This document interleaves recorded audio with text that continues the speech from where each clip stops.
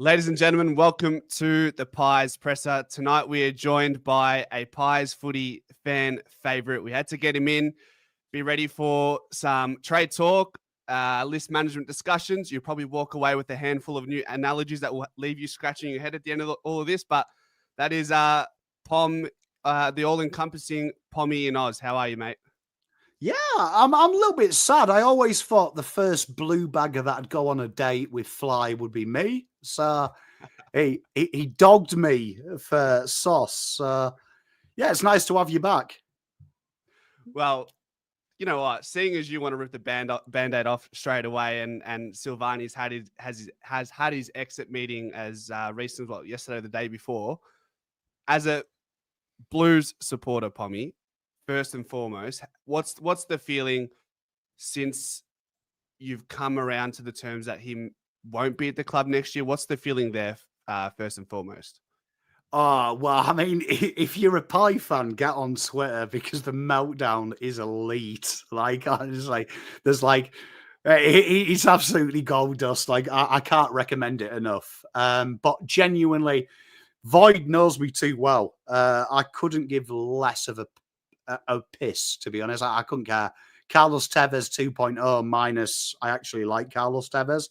But I'll be honest. Look, it's a definite loss for Carlton. I was expecting it, though. I genuinely was. I thought when the name of that magnitude was even seeking appointments with other people, and then when it came out, it was the same price range. I felt he was a player that you would think would stay regardless. Bit like Bontempelli. Like, I always think Bontempelli's going to stay no matter what. So I'm sad, always sad to see a player go, but now it's done.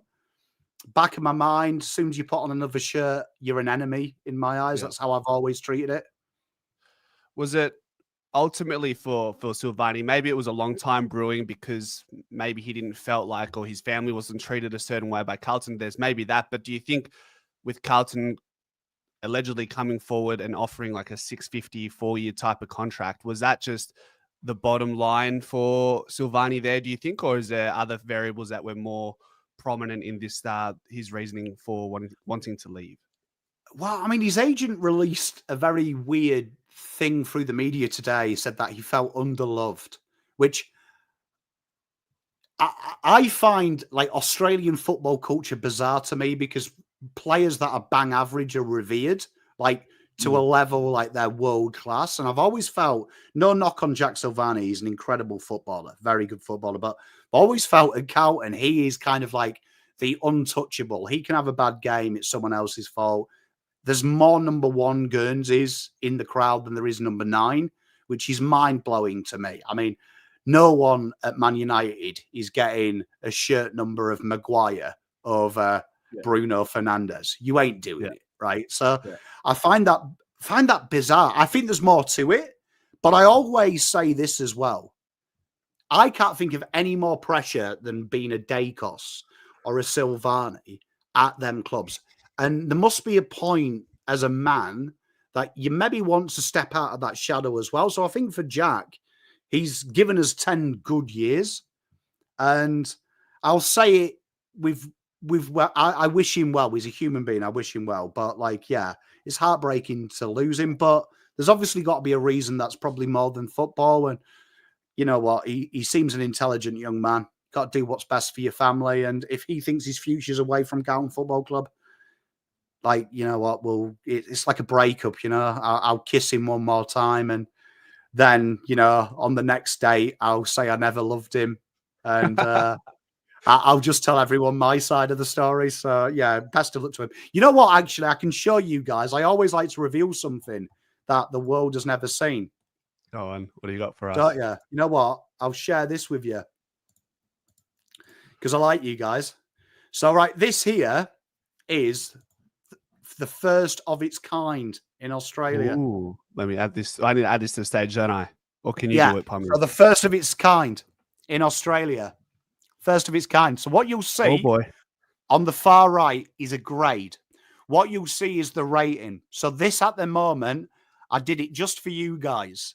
This here is based on your list. So what my algorithm does, and I've worked 3 years on this, Shout out to a good mate of mine who works in the EPL. They use a very similar data algorithm. So what this does is detect holes in your list, but then it works out estimated cost of that player versus estimate output, but also then what that grade does. And it works off roughly 17%. Can we improve line 17%? Which is the key mark in sport to become brilliant. And you actually notice there, number 5 with a B+ rating is Jack Silvani for your No list. way. Actually picks him out as, if you were doing Moneyball, he would be the best Moneyball pick because it's going to cost me nothing but salary, but it instantly makes me better. Rightio. So is this all relative to the Collingwood list, all these gradings and everything else in That's between? just your It list. is? This, what Yeah, you're wow. seeing at the minute, we can change it to other lists. That's how the algorithm works.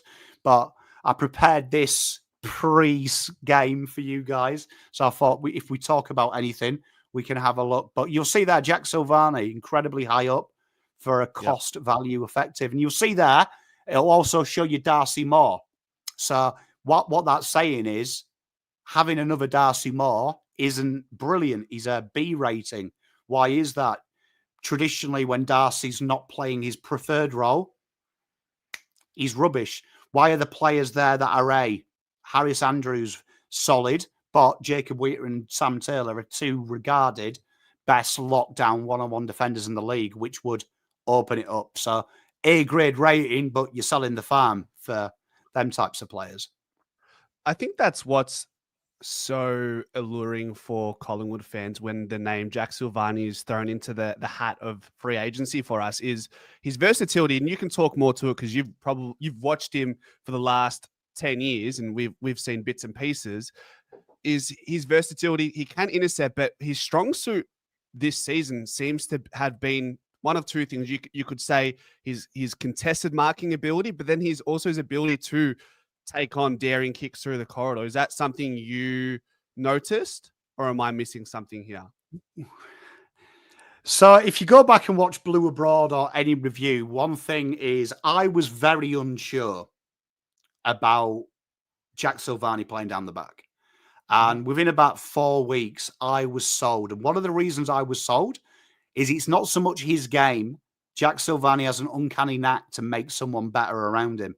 And Jacob Wheater his attacking slingshot numbers were another level. So from a Collingwood, putting my Collingwood head on, Darcy Moore, I think, is one of the best attacking-minded defenders. His issue is when he has to defend. No Nathan Murphy, he's exposed. They do what they do to other defenders. They drag him out in the goal square, take him away from it, make him play one-on-one. He'll get battered. Jack Silvani did that for Carlton. He stayed in the goal square. He took the man. The other things Jack's very clever at, he's a master of the dark arts. He stops another player getting to the contest. He makes you go the long way to a contest, meaning Jacob would be one-on-one for the intercept. I will say this right now. Jack Silvani plays for Collingwood. Get your house, get your remortgage, stick it all on Darcy Moore being an All-Australia next year. Because if Jack stays fit, Darcy Moore is Darcy Moore, prime Darcy Moore. He won't have to defend anymore. He will just attack. So he'll nominally be a defender, but he'll be that 2023 intercepting player who's going to rebound. You said Wiedering was able to rebound effectively with Jack Silvani in the back line with him. Yeah, he's just a better player, and that's his ability. He's just very defensive accountable. So Carlton have had that issue quite a bit until Harry O'Farrell came. Why I always rate Jacob Wheater over Darcy Moore is I think he's just as good attacking, but he's incredible defending. And Jacob gets pigeonholed. I can defend. The beauty of Jacob is if you can defend for him, he's just as sexy as Darcy Moore, as these other types of players. So I think that's what Jack's going to bring you. And if you're playing Jeremy Howe down the back in that trio, suddenly now Darcy Moore doesn't have to defend because he's got 2 very good defenders. He can play that loose area, and that's where he was. When you watch him with Nathan Murphy, he very rarely went near the the forward. He was almost flirting with being there. And I remember playing you guys. It scared me because he would just float in that hole. And when the ball didn't quite come, then he attacked. But Nathan was taking out Harry. Jeremy Howe was following Kerno up the ground. That's what you'll get back. And Jack's got that ability to play anywhere as well. If you need him to play the interceptor, he can do. But his best work is he's got very good knowledge of where you are. He learns that very quickly. So great little acquisition. If you get him, you and Dogs, I see why you're after him, because I said it 6 months ago when we didn't sign him. He would be top of my shopping list if I needed a defender. Like, I would be blowing cow and out of the water for him. I'd be saying 800, get him in. So actually, hold that thought. Because I want to ask a question onto that by extension. So just quickly with some donation. Benny Zero, thanks for the 5 gifted Pies Footy memberships. Legend. He's everywhere, mate. He's everywhere in the YouTube scene. Benny Zero. He's just committed to the cause. Another 2 from Benny Zero. Pommy, the top shelf bagger. How are you, lads? That's one for you, Pom. Hey, much love, mate. And then we got Slobbo. Slobbo's here, Pom. Have you ever measured the main man, the G? Mate, we How might have big to get is a Pies Footy OF going. Ever measured it's massive. Heard it's an A-star grade. Hey, you heard it from the man beneath me. Old Pommy knows. Oh, God. There's some good banter in here. Okay. So my next question was, so we're narrowing it down to St Kilda. Oh, sorry. Let's start with the Bulldogs, Collingwood, and now we're hearing St Kilda. But to me, St Kilda for Jack Silvani, without knowing the man personally, it sounds counterintuitive if he's trying to move away from living in his brother or his father's shadow. Would that do you think there's a real enticement for him to go to St Kilda and play or be at the same club as his old man again? Or is that just not going to happen? Or is that too hard to tell? Well, I mean, he's had to know what Jack wants, because the club statement said that he wished to seek premiership. So if you said that, you would underline St Kilda, no disrespect. You would also underline Essendon, no disrespect to them. That it would be stupid. Do you know what I mean? Collingwood would probably be number 1 on his list. If I was advising him, I'll say, you want to win a premiership, Collingwood are the closest, because they've got all the pieces. The Doggies, you're going to be their best defender day 1. Are they bringing any other defenders in, though, to help you? Or are you going to be the main top G day 1? So that would go against it. I'd say the Doggies is attractive because look at social media. Jack Silvani is copying raw hate. Hate. People are bringing up his granddad, his dad, his family. So that's going to get infinitely worse the minute he puts on the black and white. So that's going to be down to him. If Jack Silvani is like me, though, and he'd seen what people have said about him, I'd choose Collingwood anyway just to piss them off. I'd be like, fuck you. You know what I mean? You're going to say that about me, I'll break your heart even more. I'll win these dickheads a flag before you. So it's going to come down to it. I think if Jack's... I think it's a genuine 50-50. I know people are saying Dogs, but I don't buy it. I genuinely think his head's turned by Collingwood. When I heard that date with McRae, I was like, if it's true he feels undervalued, one thing I'll give Fly is he loves his players. He's going to get the TLC. He's going to get the love. He's going to get the pat on the back. He's going to feel like 10 million bucks. I wouldn't count Pies out. I think next week the Dogs will get knocked out. There'll be no statement. I think he'll make the statement when you guys either win the flag or get knocked out. Yeah. I think it'll be the Pies. We should have a good idea then tonight. If Gold Coast beat Essendon, that will knock out the Bulldogs out of that will knock out the Bulldogs out of finals contention. Therefore, if Silvani wanted to declare the Bulldogs to be the club, he could do that as early as tomorrow or Friday, right? Yeah. And I found it weird. I just found it weird that he didn't nominate where he's going. It's fascinating to me. I just think there's more to it. I think Carlton fans have been like naive because they don't want it to be true. Right? Yeah. They don't want it to be true. I just think my read on it is there's something more toxic at play. So I put myself in his shoes. If I wanted to pay the club back, what would I do? I'd go to Collingwood. Yeah. Like if there is something toxic, that's what I would personally do. But it'd be funny. I mean, I do know the big one. Mello's said it, and I can't buy into this. I just can't believe a full-grown man would want to play with his brother, his sister, his friend, like full-grown man. I just can't imagine it. But that's because I'm not like that. Like I'd be more likely to play against Pommy, my but don't mate you know and play on the they've same won a team. premiership with each other in the under-11s, mate? Surely that's got some carry. Yeah, Come on. like that worries me. If that's someone's mindset, I think that's quite pathetic when it's your career. Fickle. Do you know what I mean? So, Yeah. but I mean, it could be. It gets bandied around way too much in the media. Like, oh, Yeah. they were best mates. It was the first time they drank together. But yeah, I mean, it makes sense, doesn't it? I just think what I know about Jack, what makes me sad, I can tell you a story. Good friend of mine is a player at the football club. He used to say to me that Jack Silvani is the biggest Carlton fan. Like, you can't speak to him 48 hours after the game because he's fuming. Like, he's genuinely fuming. Like, I remember him wording it to me. Jack would be on fan cams calling everyone a dickhead. That's how much he loves the club. So for him to make that decision suggests to me there is something incredibly wrong, which then scares me of what he may do. Okay. All right. Before we move into draft talk, because this is quite fascinating, and I love this list you've put together. Say in a world where Collingwood don't get their man in Jack Silvani, which would be incredibly disappointing for us as fans because we think he would fit seamlessly into the system. Whereas if he goes to, this might be a digression, but this for him to go to the Bulldogs, to a team where they don't have a proven defensive system, I don't know if he's going to fix all the holes they have in the backline. Whereas if he comes to the Pies, I feel like he could just do exactly that.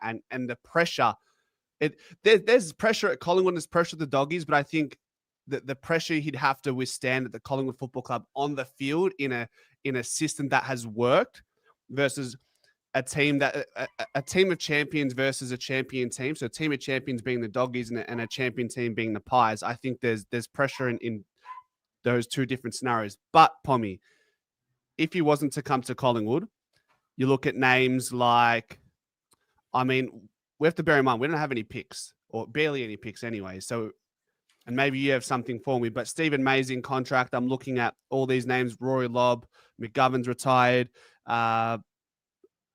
Are there really any other alternatives in this market, in the free agency market for the Pies, or do you have a pick offer to some certain extent?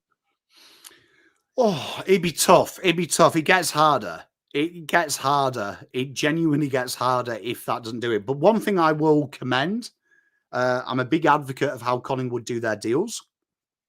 They do their deals. They do their deals in an untraditional way, which is now becoming the traditional way.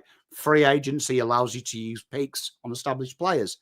Free agency allows you to do things that is kind of the new and vogue. Teams are starting to focus on it. We saw last year Adelaide, ironically, copy you, and now we're the best side in the country at the minute via the ladder. So it's looking out there. This year, it's kind of limited, isn't it? This year, there's no unrestricted free agent, restricted free agent that screams, okay, this is the guy. Cal Wilkie is one that does scream to me that noise won't go away. That noise won't go away. He seems to be linked ever. The other one is Stephen May.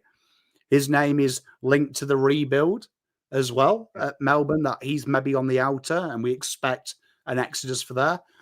That could be the next fascinating thing for me for Collingwood. Are Collingwood going to now become that team like Geelong that wait for you to have a disenchanted player and they offer you sweet fifths of fuck all, but they'll take you off? Yep. So it's one of those ones where, okay, we don't have any picks, but we can find a player who maybe has a year left on their contract and is out of favor, or they're going a different direction. That's where you can get like a Stephen May, maybe for a second rounder or something around that mark, right? That's probably the question you're asking for a Stephen May at that point, wouldn't you?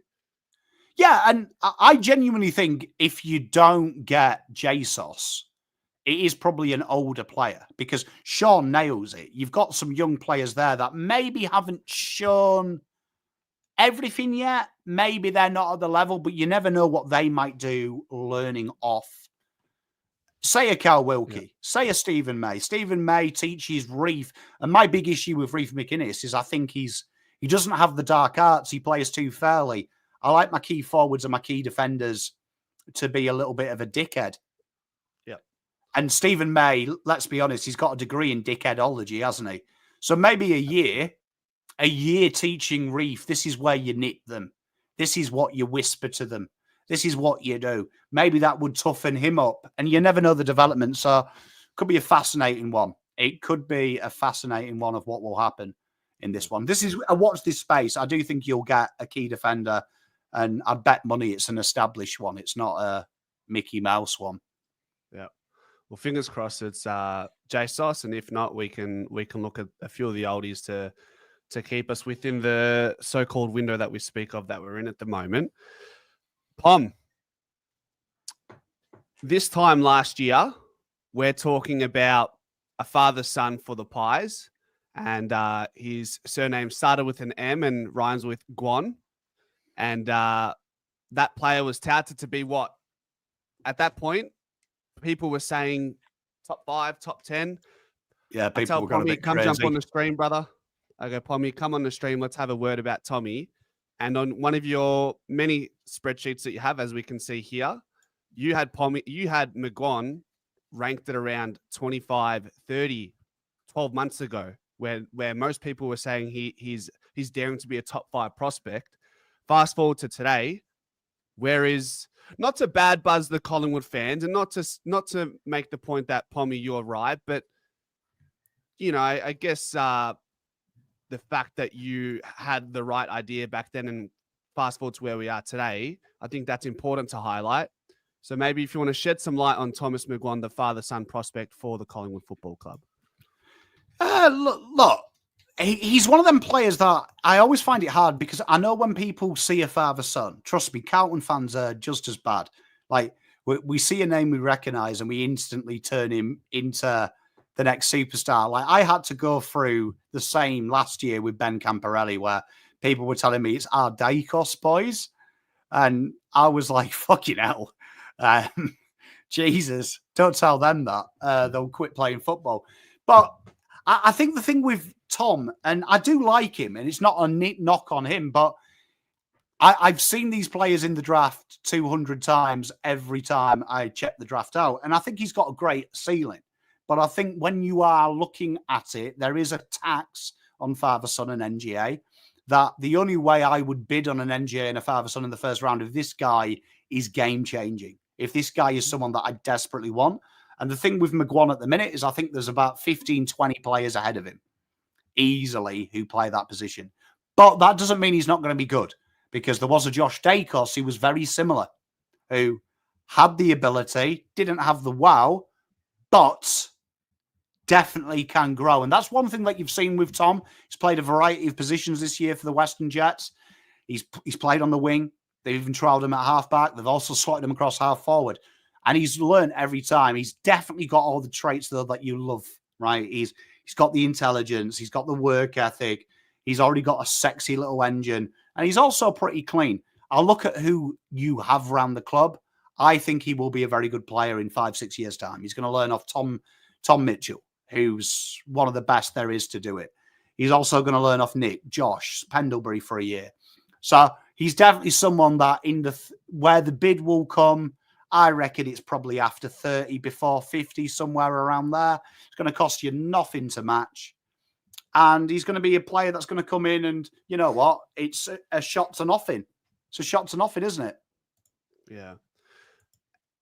And look, in essence, it's almost worked out perfectly for in Collingwood's list management side of things, because if we were so worried about having to give a first round pick for Mcguane in the draft, and then all of a sudden Zach McCarthy's name is thrown into it, and he's in the end going to be a player who probably comes into the draft, gets selected in the draft before a Thomas Mcguane.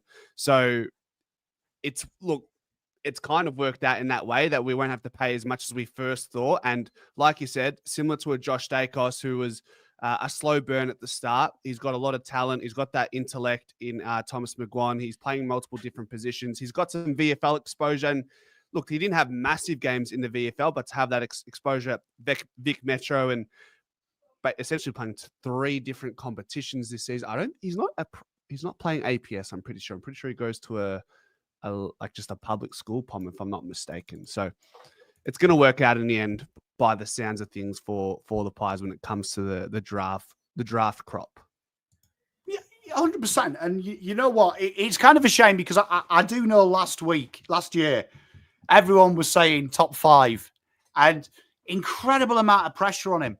Incredible amount of pressure because he's not that type of superstar talent, but superstar talent doesn't win your football matches because you can't have 23 superstar talents. There is something there. He works incredibly hard. And I think that there is a chance he could be good, but you've just got to curb your enthusiasm. There is someone that I'm very excited about talking about, who is one of my boys in the draft that you do have as an NGA, a little ruckman who's very sexy. But Tom, it's going to be nice to see. It's going to be nice to see where he goes. I'll watch his career with intrigue because you have an uncanny knack of diminutive outside players turning into decent players. Like him working with side bottom could be huge, I think. Yep, he'll be under the right tutelage, that's for sure. At least for a year or two, hopefully. Hey, it's going to be interesting. Yeah. Milkshake says, Pies Footy, you made a video saying Tom was going to be first round top 10 pick because you all got sucked in by John Ralph. And that's the nature of the game. 12 months ago, that video was made on this channel, but you live and you learn. This is my first rodeo. This is why we got someone like Pommy to show us the route. But I put my hand up. Ever since then, I've really sort of just lowered my eyes and taken away the pressure from someone like Thomas Mcguane because, as Pom said, sometimes putting a ceiling on someone like Thomas Mcguane and putting him on a pedestal this early is something we've learned that probably isn't the right way to go about it with all the kids who have the father-son name attached to them. Unless your name is Nick Dacos, they will always find a way to defy the pressure.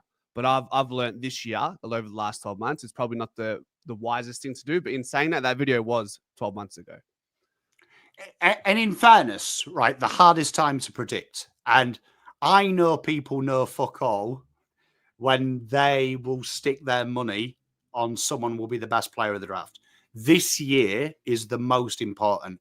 And we did watch-alongs this year for the state games. The state games are the funniest games because genuinely, you've only got to play 3 times in it and you'll shoot up the leaderboard. It's literally, the draft is nonsense that you can be rubbish but play well there and suddenly you'll shoot up. So, and a guy that I talked about at the start of this year was Mitch Marsh, and he was undraftable rookie, came into the state, and the bro turned into prime Gary Ablett Sr. in 2 weeks. And suddenly I had him 15. And I think the first comments on my video were, Mitch Marsh, you'll be lucky to get drafted. And then he went out and kicked 4 next week. And then suddenly everyone had him in the top 10. So I just find it fascinating. It's very hard. It's an opinion game. So I'm never going to be one of them people who say, I told you this, I'm right, because you get it wrong just as much as you do. But with Mcguane, let's be honest with him. He's a good, solid, potential player that if you got him pick 40 in a draft and he played 20 games in 2 years, you'd be like, okay, there's something there. And that's how it is. Not everyone can be superstars. Not everyone is Nick Dacos. Yeah. Do you know what I mean? Not everyone's Nick Dacos. You look when you have a couple of maverick players, but when you win a flag, you guys know it. The players that you revere. Like, do you remember when Murphy retired and the uneducated idiots would be on Twitter? He's shit. He's a hack. VFL player. You know how valuable Nathan Murphy was to that flag-winning season. Billy Frampton cops it, doesn't he? Oh, he only had 4 touches in the grand final. You know how important he was to that structure in that winning final. So don't get blindsided by superstar quality. Like Mailman there, one of the most ridiculous statements I have ever heard. And I'm 40 years old and I've got 2 kids. So they say some dumb shit. Dusty Martin didn't win 3 flags though. Dustin Martin was a massive part of it, but he had players around him that were God's gift to mankind. Trent Cotchin winning the tough ball, Sean Grigg doubling up in the ruck, Prime Rewalt. Like, he had some very good players around him. It wasn't just Dustin Martin, because you guys dicked him in 2018 when they were odds on. So, unfortunately, superstars don't win your flags. They're a big part of it. It's the 20 people who are helping them win it. Yeah. I think, Pommy, what you said is we got infatuated. We got enthralled by the idea of this another father-son hitting in the draft in where the last few years we haven't had much of a look into the first round. So that was definitely an enthralling prospect. But I think with the position we're in as a club now, we just have to understand and give Mcguane the patience he deserves when he does come into the system. I think there's going to be a lot of pressure, regardless of what we say here. But if we can do our bit and just temper the expectations and just tame it for a bit and give him, well, Josh Dacos took a good 3, 4, 5 years to come into his own, and look at him now. So we just have to use that as a blueprint, really. Yeah, and you look at it this way. Murphy Reed was someone that we loved last year, right? So he's now the best junior in the league. He's going to win the Rising Star.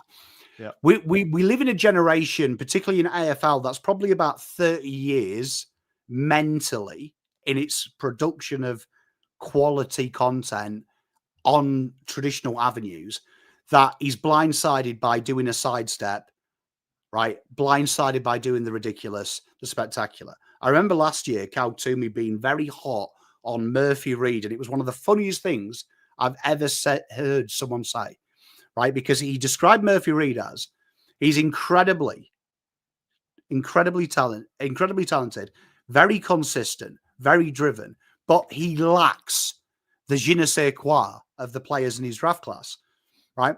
And I remember doing my videos going, I'm turned on by consistency and work ethic, because that will drive you to great places. Yep. It's genuinely fascinating to me that players like Mcguane get downplayed because they are consistent. They work a little bit. They work hard. They've got some traits they need to work. But then someone will have 42 touches, keep 5 goals, and everyone will toss him off and go top 3 pick. In reality, you want consistency. You want effort. So I'm confident Mcguane has all the tools in the right system to develop into what you hope to be. Draft pick's just a number. Always think of that. I'm more scared of top 5 players than I am top 30 players, because I think you can play around there. That's where you win flags. Your ability to convert mid players into good. Top 5, they should be great with a little help. Then that's where a good team is. And look at your team. They're amazing. Like, you've got amazing mid-tier players, Collingwood.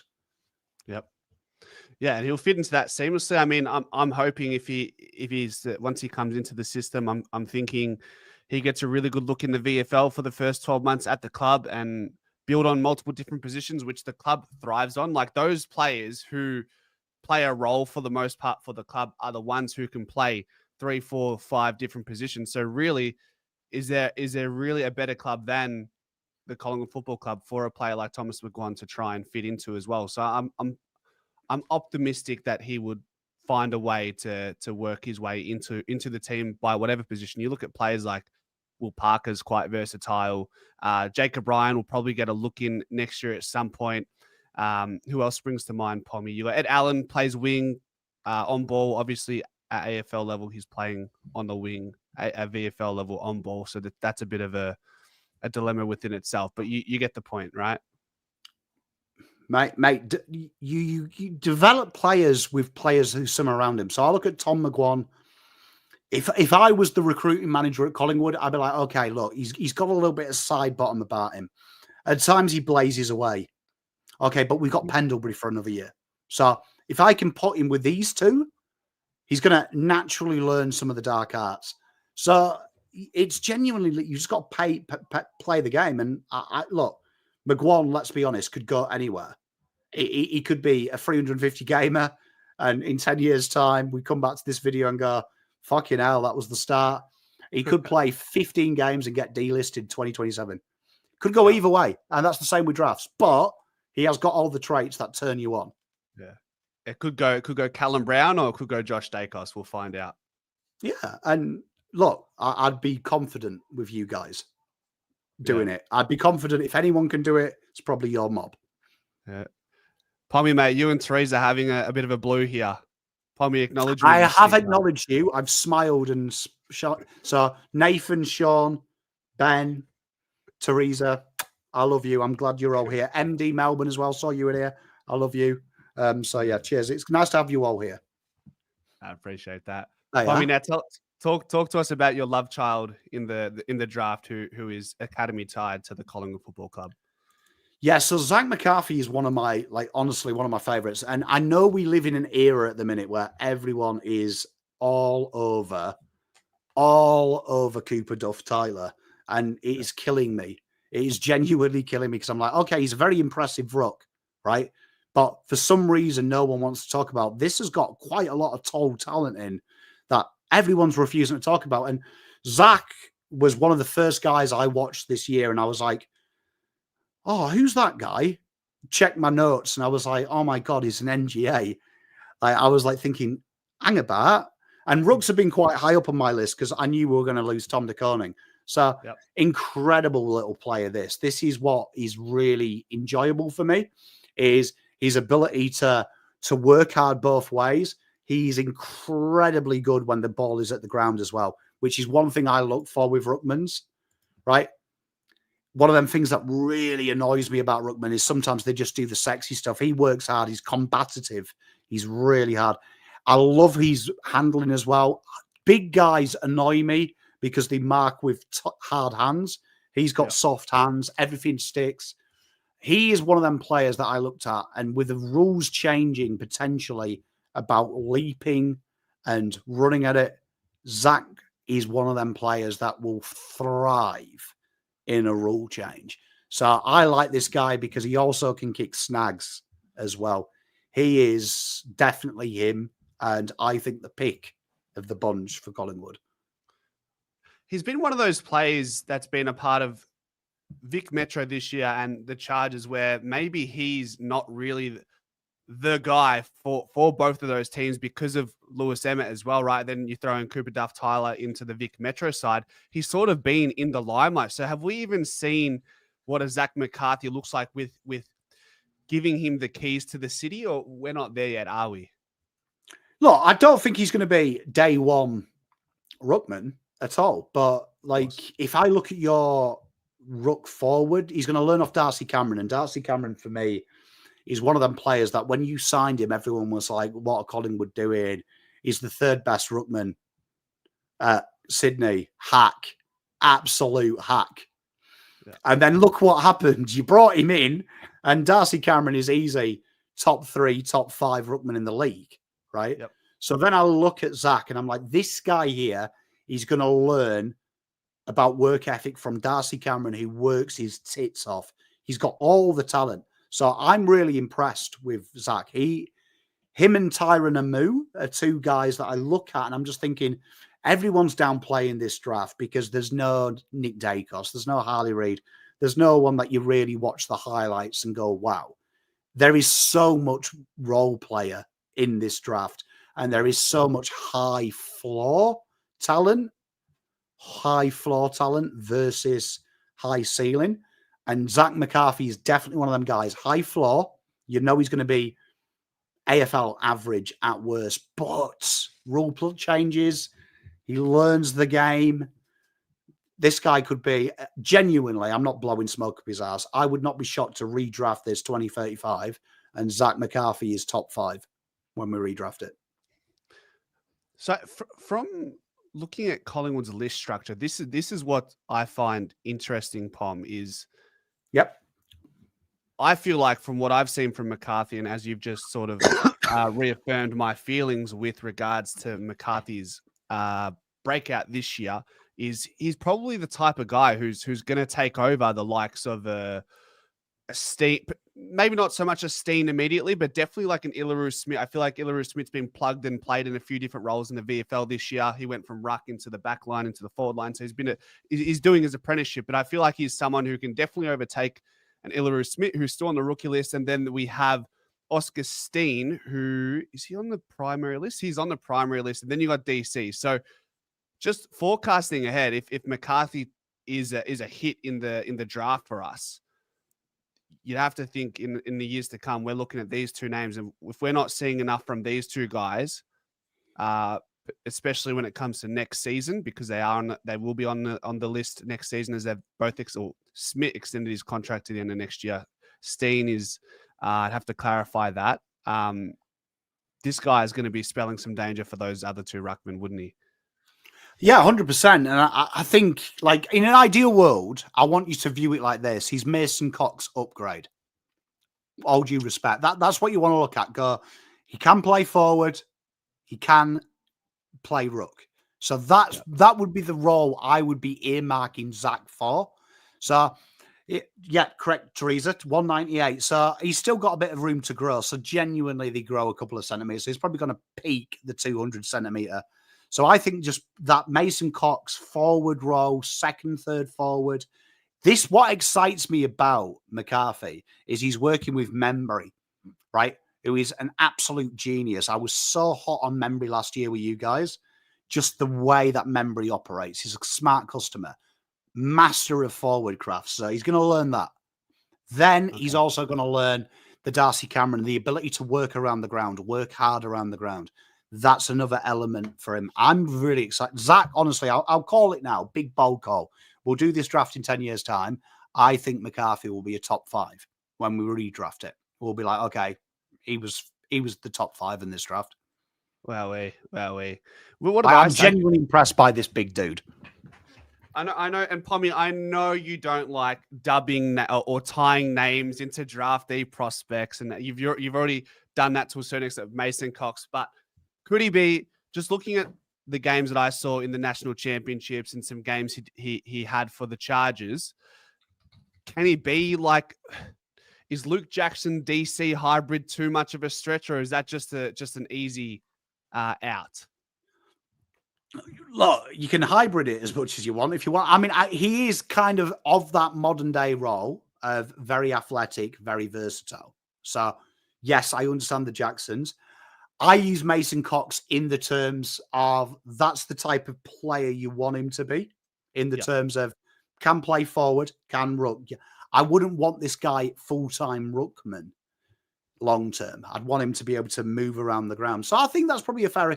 All the ruckmen nowadays, to answer your question, are run around. They run around. Like they run around. Gone are the days that you're a big fat guy and you just beat people up. Now we want something sexy, and he's definitely got the sexy. He's definitely got that sexy, but he's also a little bit physical, which is nice. The Mumfords of the world, they're no longer in vogue, is what you're trying to say. Yeah, and if they change the rules where it's a running jump, like it's going to be fascinating that if they change them rules. And I do think Collingwood maybe have preempted that, because I think Cameron is one of the clever ones. The clever ones. Okay. Can you see the third name there who sort of jumped up as this bolter and had some training opportunities at the club, and he's obviously done super well at Coates talent level, had a couple games in Vic Metro. I'm talking about Saxena.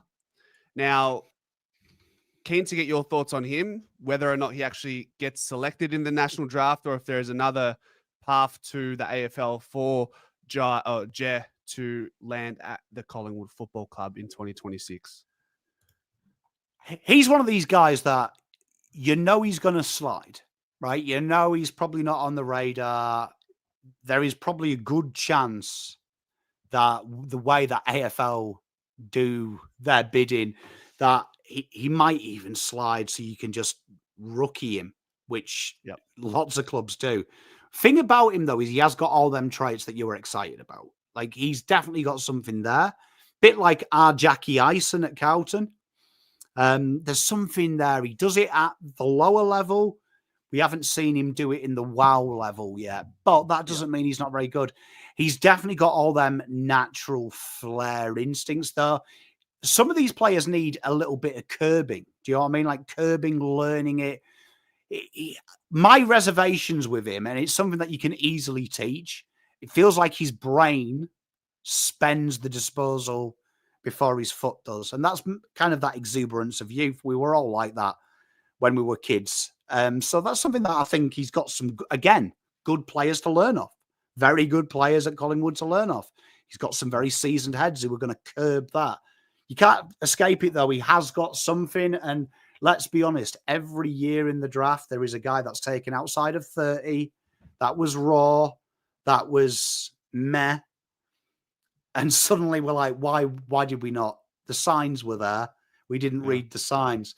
So I'm really excited about seeing what he can bring. And he's going to be a slow burn, but definitely got the caliber. He can play ball. Yeah. Is it common for NGA players not to be invited to the state or national draft combine? Not always, but I mean, genuinely, that is also dictated to. There's a lot of tomfoolery that goes on in the AFL, and that's why I'm intrigued about the new rules, the NGA father-son being abolished, because I think you're going to see more skullduggery from the AFL, from the AFL teams. So also, like with Jack Ison, there's been a lot of reports that he didn't play a lot for his club. And then people have tried to downplay that and goes, well, he's got a scholarship. There'll also be a big part of that Carlton have told him, focus on your schoolwork. We want as less exposure as we can with Jack Ison. I wouldn't be surprised to see that you guys have done the same. Knowing that picks are limited, just limited his exposure a little bit. The skullduggery that goes on with NGAs is incredible. Like it's banter. It's the most manipulated part. And I do find it fascinating the AFL want to make it more banter, because I reckon next year you're going to get a lot of NGA father-sons. They're going to be suddenly, oh, yeah, he broke his leg 6 months ago.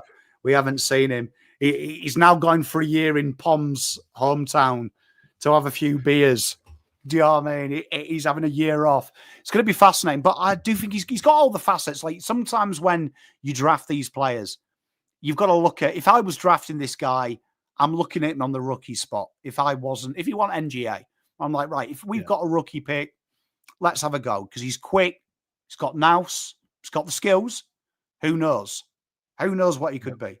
So I'm looking forward to a bit of a looking forward to seeing him. He'll be one of them guys that you'll be excited about to watch in VFL because he can do stupidly good stuff. Is there anything more he can do in the Coates Town League? I know they had the wild card round, but is the decision, has it already been made at this point, do you think? In regards to who teams, clubs might go with regards to players like a Saxena who will be a part of the wild card round? I think the fascinating thing about this now is these types of other clubs would look at this guy and go, there's a boatload of smalls. There's no real point. So I predict this guy's going to be one of them pre-listed category B. You know, when we have the rookie draft, my favorite draft in the world, because it's like done via proxy and it's like they actually make a show out of it when it's a complete waste of time. I expect this guy to be just category B'd. You'll just be like, category B, here he is, happy days. And he'll go about his merry way. Yep. Slick. So back to McCarthy for a second. The question I had in mind. So say he's touted to go around 25, 30. What if some club just sees this guy as a real unicorn? They go, and we've spoken about how friendly clubs can be to each other during this time of the year, but is there a world where we see some club go, nah, screw these pricks. We're going for McCarthy with our first round or our top 10, top 15 draft pick? Is that going to throw a massive spanner in the works with what Collingwood have available right at this point in time? We have 34, 52, 64, and 70, which spells out absolute piss all. Yeah, well, I mean, you've got to look, right? So the way that you do this game is you look at who are the dickheads this year. So dickhead number one, St Kilda. So St Kilda have driven the narrative. Bassett has has said, we're no longer the pushovers of the AFL. We're now the bad boys. And you're like, all right, calm down, Mr. Private School. Sit your send down, mate. So, and obviously they've come out bold. So I do predict St Kilda are going to be knobheads this draft. The other knobheads, quite surprisingly, because they're now being the moral compass of the AFL, and I couldn't think of a worse moral compass in the AFL, and that's Geelong. I mean, it's fascinating. Players like Bailey Smith sign for less, but family members get sponsorship deals. Yeah, you know what I mean? And now you're telling us about being moral and doing things above board.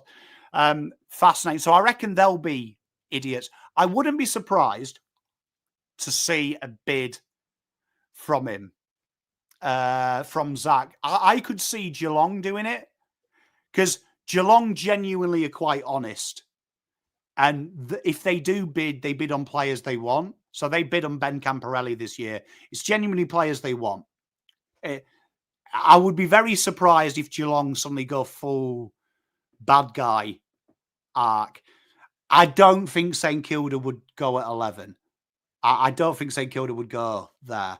So roughly the bids will be 11. If you include Sam Draper, Oscar Allen's comp picks, it'll go down to 11, which will potentially jump up Collingwood's 35, I might add, till about 33 with how it will go. You actually will get a Brucey bonus.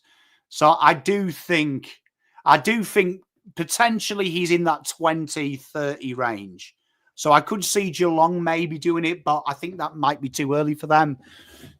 Sydney's pick won't be there because hopefully people make Max King go early. Port, I think, won't, just because they're going to be affected by the changes. So I think the teams that will be affected next year will be nice. They're not going to be dickheads. They don't want to be things. So if I had to put money on where the bid had come, I would say he probably slides to about 30. I'm willing to risk it. I think he might slide to about 30. So maybe there's a world where we don't need to go into a draft deficit for next year, considering Mcguane. Are we saying Mcguane could go around 50? Is that the type of year we've seen him have? Like, or is that like just too much of a dream for the Pies right now? Well, I mean, it's going to be interesting. I'm very excited about what the trade period does, because looking at it just like from face value, Sydney are definitely going to do something. I can't work out what they're doing, but I think they'll do something. I do think teams will trade out of this draft. We should know, potentially we would expect to know about the rule changes, because the AFL do like to make draft changes with 2 windows. So that's not a written rule. People keep quoting as a written rule, but historically they give teams 2 trade windows before rule changes. So they would have to make that decision on the NGA by finals to say to the clubs, look, you've got 2 windows. If that does, people are going to trade out. If that starts happening, you may get Mcguane for sweet fuck all, because I'd imagine a lot of teams will be like, right, we're going to have to start playing nice. We're going to have to start playing together. It's going to be fascinating. I do think this draft board will change massively in the offseason. I do think you're going to have half of the teams wanting to draft, half of the teams wanting talent. So I think there's going to be some fireworks this draft year. Okay. So what we do know about this draft, for those who maybe aren't clued in with how it all works, and I don't blame anyone here because there's a lot to learn and it's always evolving, and that's why we get someone like Pom on the stream to hold our hands and walk us through Luna Park and show us what's new and what's old and what sticks around. So tell me about the academy. So what most of us should know at this point, Pommy, is the discount that clubs are getting for father sons and academies is less this season, which is making it difficult. And then the picks, the value of each pick is less or something to that degree. Can you make sense of what I'm trying to say? Yeah. So look, here, tell you what, I can do better than that.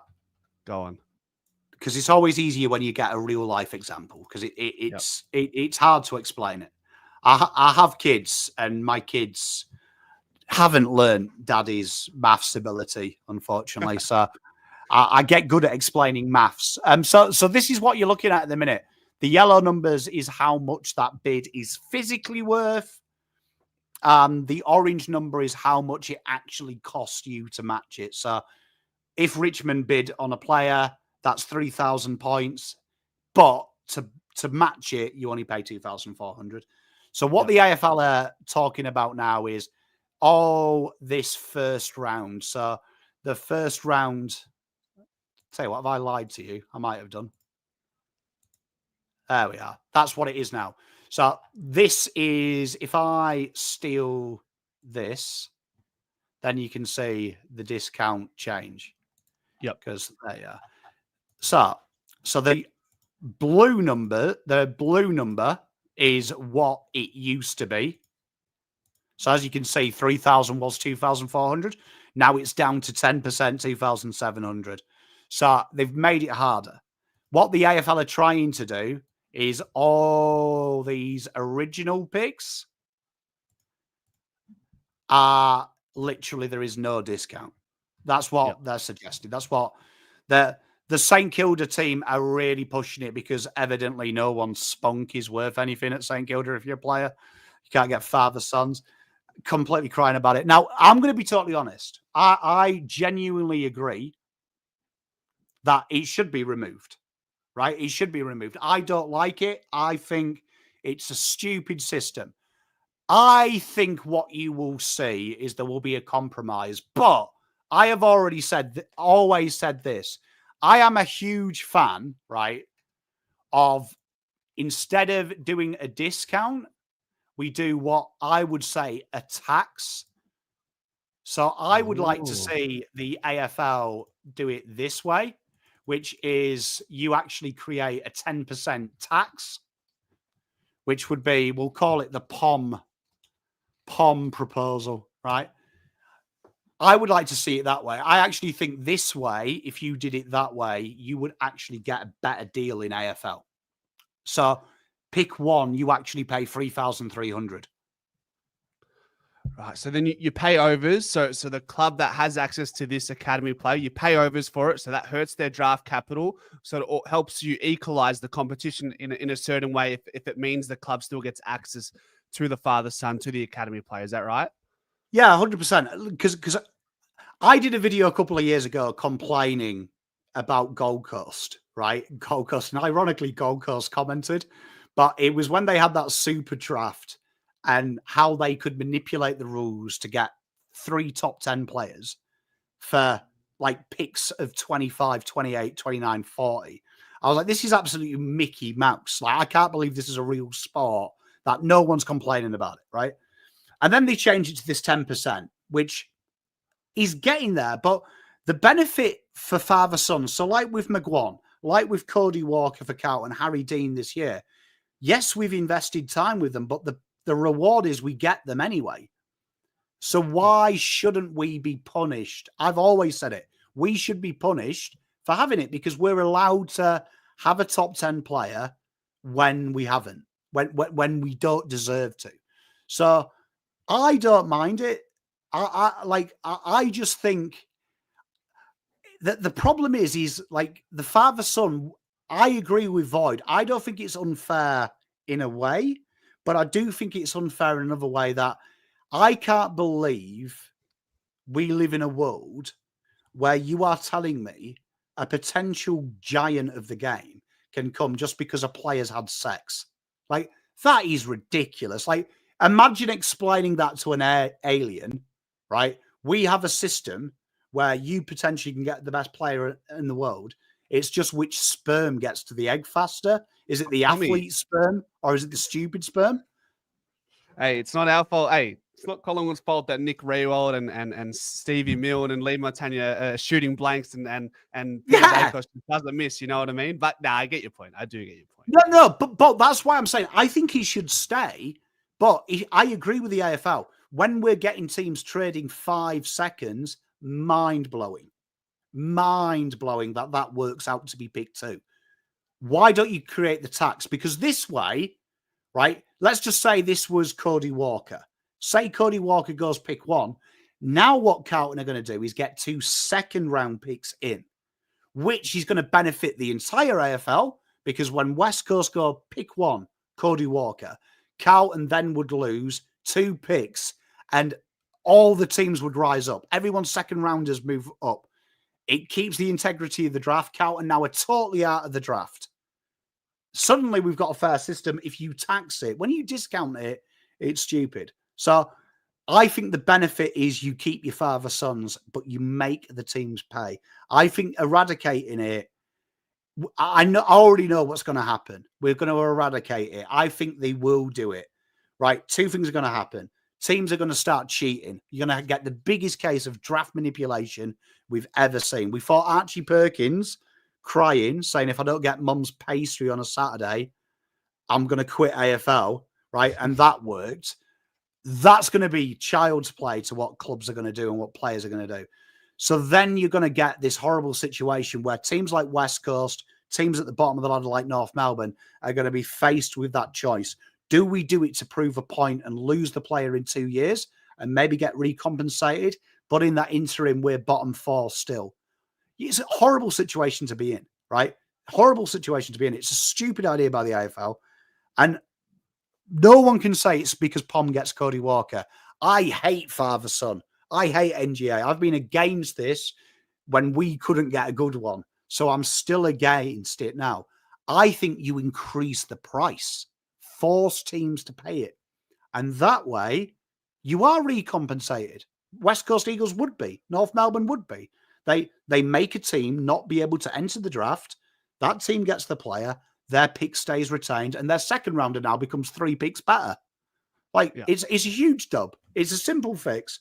And genuinely, St Kilda, you need to grow up. It's a sport. It's meant to be hard. Right? It's meant to be hard. How about I'd love someone to turn around to St Kilda and go, just run your fucking team right.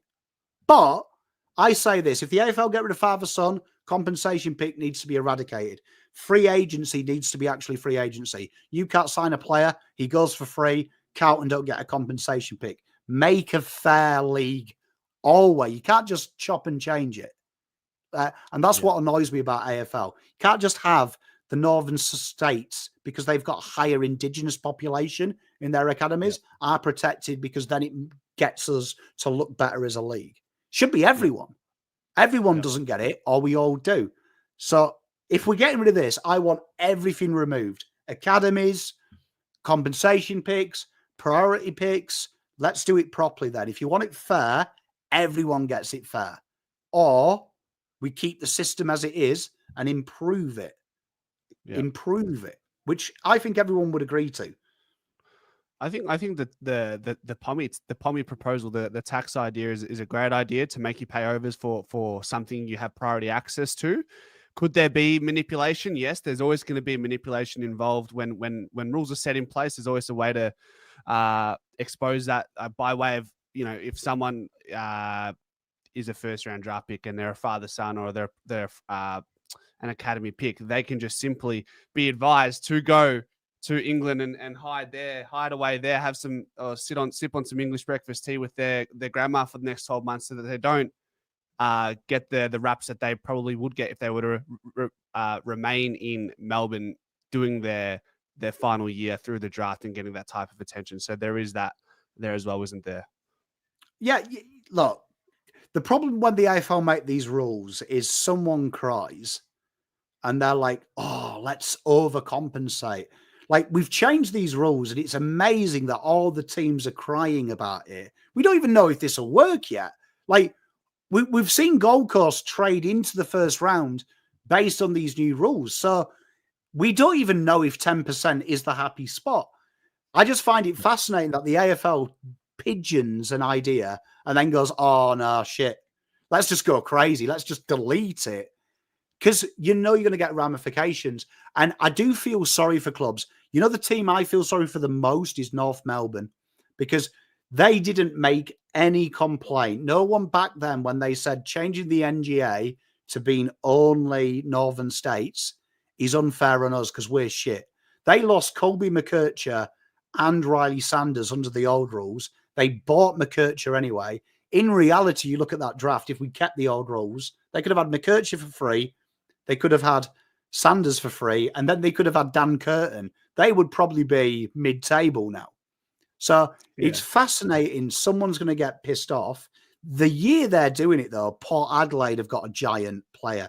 Essendon have been waiting like 500 years for Seaman to be useful, and they've got Cody Berwick, who looks a superstar. Carlton have got Cody Walker. There's 10 teams with father sons next year, some that could grow into brilliant players as well. Just find it bizarre. Like, what annoys me about the AFL, everyone cries, just get good. Like, that's what annoys me. St Kilda, just get good. It's not that hard.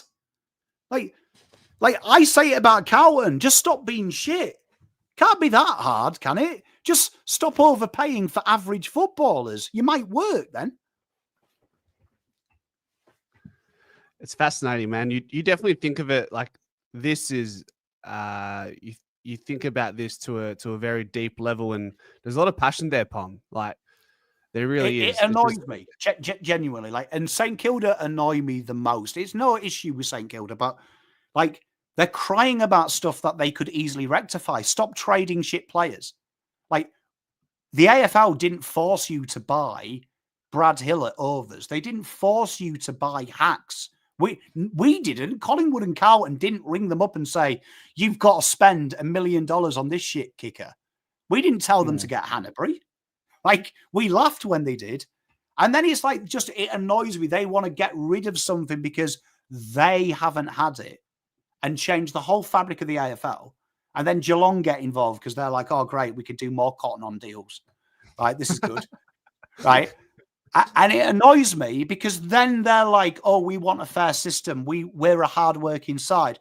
And then I've got their fan channels posting videos celebrating they weren't bottom 4, they were bottom 6. Fuck you, AFL. You said we were bottom 4. Like, grow up. Yeah. Like, it's sport. And this is what annoys me the most about AFL at times. It's sport. Sport's meant to be like life. Life is inherently unfair. Some people get better. Some people get worse. Some people get lucky. Some people don't. But everyone, if you don't work hard at it, you don't deserve greatness. So, look, make the discount is stupid. Make it a tax. Make teams pay. And if they're good, I'm sure you will be honest. Nick Dacos, we knew he was world class. I'm sure Collingwood wouldn't have begrudged having to get pick 10 and pick 15 to buy Nick Dacos. No one would have complained. Yeah, would have found a way to make it happen. That's for sure. Yeah. So make teams pay. And like, it's just what annoys me about the AFL. Like, you've got West Coast at the minute with, can we have a priority pick, but can we also sign Starcevic because we're shit? Yeah. We didn't tell you to buy Tim Kelly. We didn't tell you to bastardize list management. You did that. So why should we change the rules to make you better? Just be better. Like Collingwood, you didn't ask for extras when you made that foolish decision to sign Grundy, Trelaw. Collingwood just did their job. They sold players, took the punch in the face, came back better. So why do some clubs go, oh my God, I made a stupid error.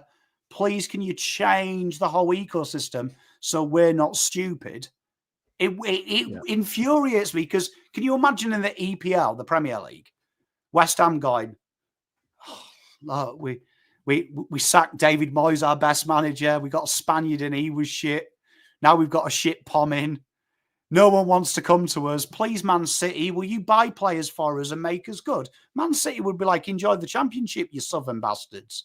Yeah. Like, we're meant to be a league, and we're meant to be against each other. It's fascinating how just whingers get away with it. Yeah. Well, would it not be a good starting point for for a club like St Kilda if they don't like the way the NGA and the father-son rules have not worked against them? Wouldn't they be the first club in the off season? You know what? Screw these clubs. We're gonna bid if we rate this player at this pick, and it means this club is gonna have to bid, gonna have to match the bid, or they might even lose out on. Let's just take McCarthy, for example. Let's say they really want that McCarthy and St Kilda take him at an offering that we can't seem to match, or we are forced to match that, wouldn't that be a starting point for them rather than complaining? Or is that not Well, the I right mean, way to look at it? yeah, no, I'm with you. I don't think logic exists at St Kilda at the minute. I genuinely don't. Like, and this is not a knock on St Kilda because my wife is a St Kilda girl, so full respect. But just the way they're handling it, it's sport. Like, Yeah. it's sport. It's meant to be tough. And what scares me about Saints, and I do actually laugh, is right now their statement is, let's pay double the value for every player. So, like the reports at the minute, they're paying 1.8 for TDK. They're peaking 850K for Liam Ryan. I know what's going to happen in 3 years' time. They're going to have the same issue that St Kilda had, and that's Collingwood had, same issue that Carlton had this year. We've top-ended the list, or shit. And I guarantee Bassett's going to be like, AFL should cap contracts. They let us give 2 million to TDK and now it's backfired. Why won't the AFL help us? And someone should turn around to them and go, look, St Kilda is a place people go to do drugs and get pissed. Fuck off. Do what you're good at. Have a nude party, you daft bastards. Let us play football. Like, it does shit me, Anthony, because that is what the AFL is become at the minute. I'm not very good at what I do. Please, can everyone else compensate us? Yeah. I would love Greg Swan to go, you know what, St Kilda, stop being shit. How about that? Shut up, stop being shit, and be Collingwood. Yeah. Be Brisbane. So you, what you're saying is that the argument that St Kilda isn't a destination club shouldn't be an excuse for them to have to pay or feel the need to pay overs. If you're saying if the club is simply just a good enough football club, maybe like, I mean, no one's really saying Geelong from your perspective. Then no one's really saying Geelong isn't a destination. It's not really a destination club, but because they're so good and they operate so professionally, people do just inevitably want to find their way to the Geelong Football Club because of their perpetual success. Yeah, and I can't quite get a read on why Geelong have joined this crusade. Like, there's got to be something in it for Geelong, because I don't think Geelong have ever been affected by NGAs or father and sons. I don't think they have been. They run incredibly well, and ironically, they are for St Kilda then. Yeah, and I think ironically, they're the masters of manipulating the draft. They're Geelong Falcons boys mysteriously are on wanted posters for 6 months of the year and then suddenly a top 10 picks. So I find it fascinating Geelong have been the moral compass of the AFL. But I agree with you, Anne. It's a bizarre thing. But I do think I agree with St Kilda. It is stupid that teams are benefiting from it. So I agree with that premise. Should it be a free-for-all, though? Absolutely not. Because the AFL tinkers way too much with this great game already. So father-sons, do I think it's a good idea? Honestly, no. I think it's the most ridiculous thing I've ever heard. But I've learned to love it because it's your culture, it's your game. So keep it, make teams pay. Keep the academies, make teams pay. Then it is fair, right? Then there is a competitive advantage for St Kilda this draft to go pick 7. Right, Carlton now, instead of paying 15.8, paying 12.99, are paying what pick 5 is. Let's make Carlton pay. Then there's a competitive advantage for other teams. So then you create a new skill, being a dickhead in the draft. Because what happens if St Kilda do this? Pick 7 will go Harry Dean. Carlton are like, oh shit, match. Then they go Zach McCarthy, and Collingwood call their bluff and go, have him. Yeah. Like, you create a new game then where teams could go, all right, we love Zach McCarthy, but he's not worth pick 5 to us. Have him. Yeah. And then Collingwood have They won't do that. They won't. Yeah. They haven't done that to this point, have they? Yeah, it's only happened once. It's only happened once when Essendon bid on a Hawthorn player, but that's a quality story. Like, that's a quality story. This was a couple of seasons ago, wasn't it? Yeah, it was. His name escapes me. He's a young Indigenous boy, beautiful smile. He loved football, and unfortunately, they absolutely dodged him. Oh god, his name's gone on my head. I can see him as well. He only played one game, but yeah, I've got a good mate who was a list manager at the time, and he told me the story of how that happened. And Hawthorn deliberately had a conversation in front of Dodoro in the table in front of him, saying, "Oh shit, we haven't got the picks to match this guy." Like, I hope. And literally, they went after the break, and Dodoro bid on him, and they like just quickly went, "Nah, have him." And they did it because they knew it would take Essendon out of their being in between their two picks, which smart business. Yeah, it's maybe we'll finish this on this, Pommy. Are you streaming the Gold Coast Essendon game by any chance? No, you wouldn't be doing that, would you? I was going to. I've got something special actually. On Friday, we're doing a live. On Saturday, we're doing a live stream Pomler. A Pomler, did you say? A Pomler. So the Brownler. But oh shit! I haven't actually advertised it yet. So here's your exclusive. We are going through the rounds. We've got little video montages. I'm gonna do that whole St Kilda, Collingwood, 1 vote. Jay Dacos, 2 votes. You're going to do the whole thing? Yeah. What time? I'm looking at 7, and by test runs, it should be a 2-hour show. Because I won't do a AFL and milk the ad revenue. Yeah. Now that's sick. Well, there you go, guys. Just for those who, I mean, we've got no footy on Saturday, so if you want to precursor to the Brownlow, if you want to see where Pommy thinks everyone stacks up, 7 o'clock on a Saturday, is it? This Saturday? Yeah, it is. And brilliant. Lee, thank you very much. Irving Mosquito, that was it. There you go. Yes, he did his knee, and then that was the end of him, wasn't it? Yeah, it was. Yeah. But one of my favorite stories. Yeah, I was playing golf, and my mate told me it, and I was like, "This is brilliant." But that's why that rule I told you would come in, because then there's an incentive to be a dickhead.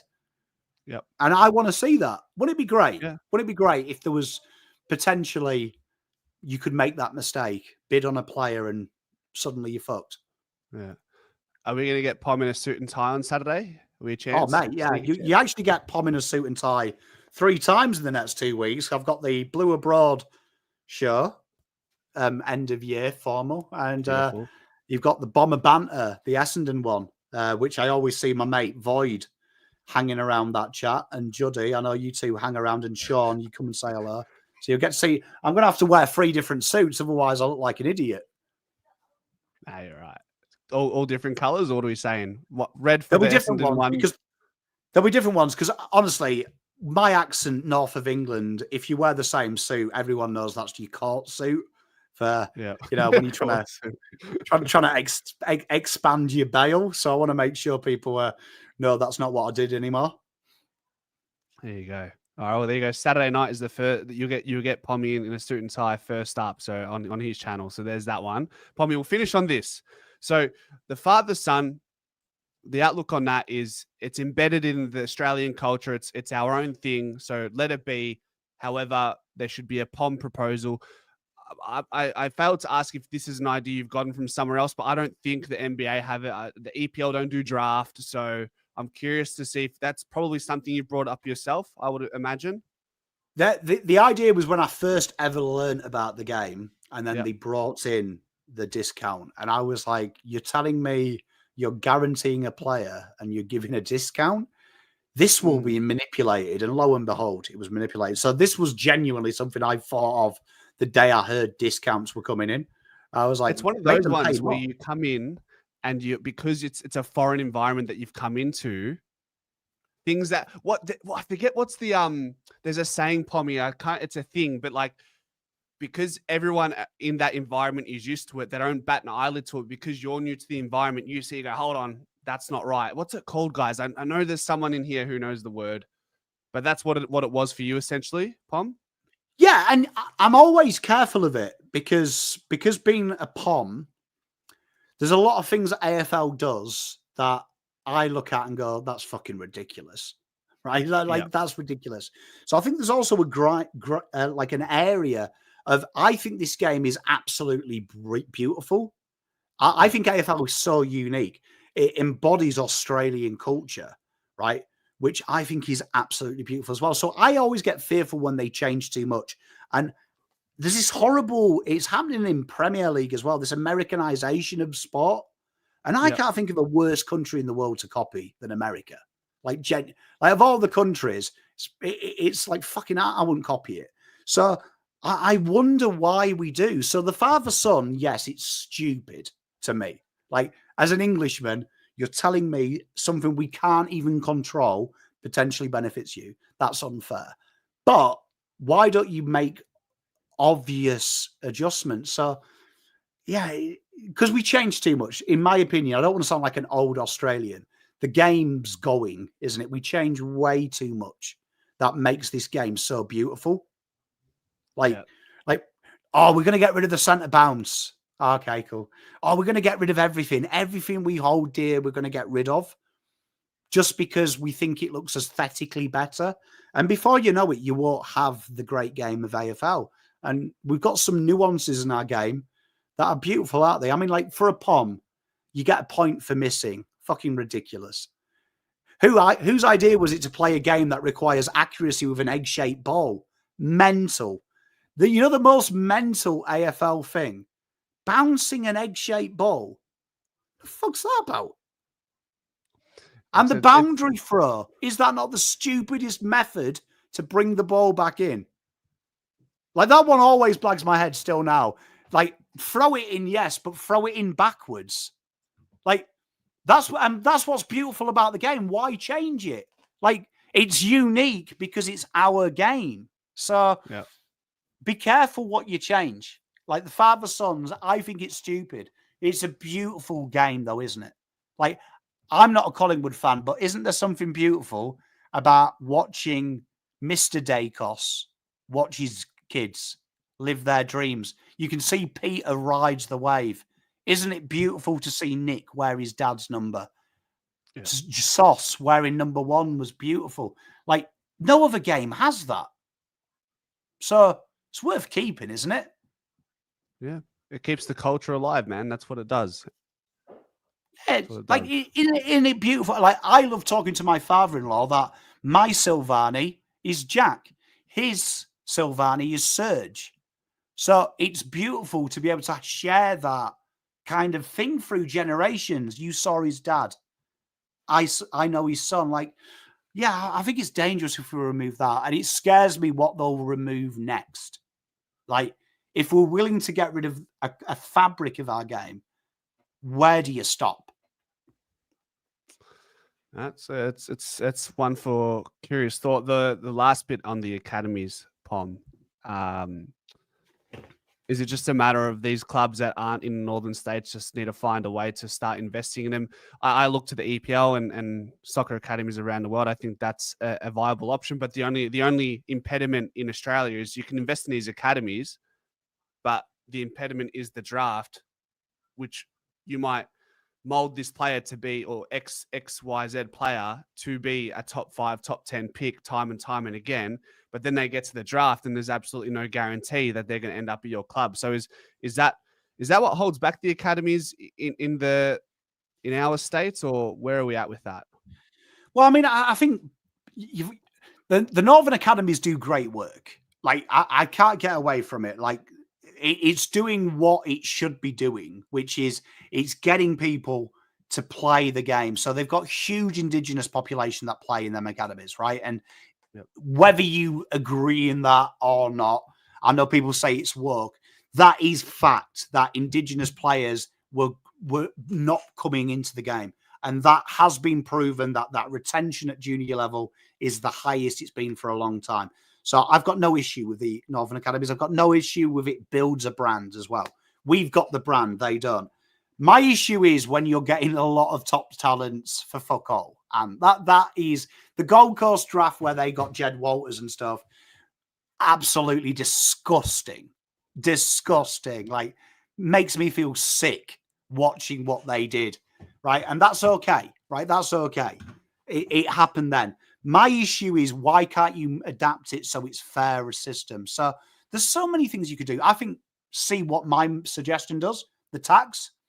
Why don't we have a rule that if you have finished that, you could even adapt it and say top 10 is protected for everyone outside of the bottom 4 teams, right? So Yeah, right. bottom 4 teams, things like that. But it's going to be like it's harsh, but we can't have, the only way to make it totally fair, Anne, is make it like the EPL. But then you're going to lose teams like St Kilda, North Melbourne. Have it as private enterprises, no draft. Collingwood have Everyone will their be own going to Holden Collingwood and Centre Carlton, Academy. Pommy. See you What? later. Yeah, Everyone will be but going to Collingwood and Carlton. yeah, and that's the only way we're ever going to get it like Europe. But then that would be depressing, wouldn't it? Like, how depressing is the Premier League? Probably not if you're a Man City or a Liverpool fan. There's 4 clubs. There's 4 clubs, if that, in the running every season. So yeah, do you know what I mean? So I think I don't. I've got no issue with the academies. Genuinely haven't. Like, I just think they should pay fair value, and yeah, I would sell it to these clubs that, look, yes, you invest in them, but you get them. You got to pay for them, though. And I can't imagine any club complaining if they're honest. Like, I find it quite laughable that Carlton fans have annoyed me because they keep going, oh, Dacos, though, they got him for fuck all. Yeah, but that was the rule then. Like, if the rule changes, we would have done the same. I would love to get Cody Walker for like 8/3. I'd be wanking till tomorrow. But you've got to, I don't want father sons and I don't want academies going. Just make it harder. And I don't think anyone would complain. I still admit it's too easy. Yeah. Mate, Pommy, we could talk about this all night, genuinely. I feel like I say this every stream with you. You prick. I just want to be the CEO, and that's it. I just want to be the CEO. I'll fix it. I'll just come in right now, slap Bassett, tell him to shit down, shut up, and make me a cup of tea. They don't respect your fucking accent, mate. That's the problem. That's the problem, my brother. Mate, I'd love that job. I'm telling you, I'd love that job just to tell Bassett, mate, grow up. Gee whiz. All right, Pommy, we'll leave it at that. Like, honestly, if I don't end it now, we're just going to go into. Nah, good fun. I enjoyed it. Pleasure. Hey, thanks for jumping on, brother. Guys, so Pommy is doing a Brownlow, a Pomlow Saturday, 7 p.m. His channel, most of you guys know Pommy, but I'm going to share his channel and a link before any of you go, because just in case you've been exposed to the great man for the first time, and I highly doubt this will be the last time you see him in the off season. He is the guy that guides me through all of this jargon. I am like Bonnie Blue in the off season. Yeah. I'm just everywhere. Bonnie you can't get away with it. You're Pommy Blue in the off season, brother. That's what you are. I love that. I'm just everywhere. It's a disgrace. Yeah. Carlton fan, but he's got a very good objective eye, and we love him for that. Pommy, it's been a pleasure, brother. And as always, ladies and gentlemen, go Pies. Pommy. Hey, good luck, guys.